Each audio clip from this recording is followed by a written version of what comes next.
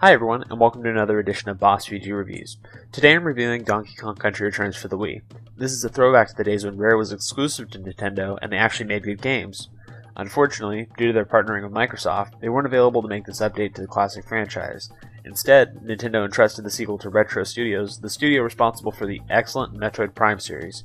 Did they do the series justice, or did Retro pull a Ninja Theory and other end the series?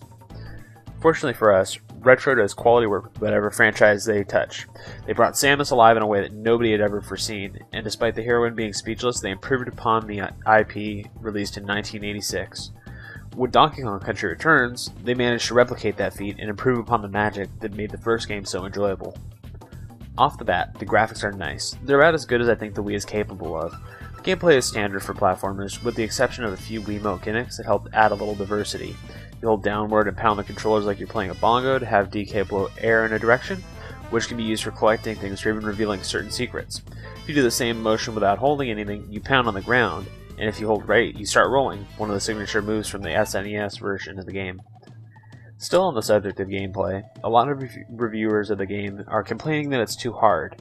While it's true that there are some hard levels, for the most part it's enjoyable. It's much easier than the original Donkey Kong Country or a game like Super Meat Boy, in which the original game you had 3 lives, and then it was back to your last save.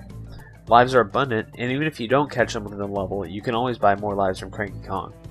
I agree that the minecart levels can be hard, but they're still not even as hard as the original minecart levels from the SNES predecessor. The sound is amazing.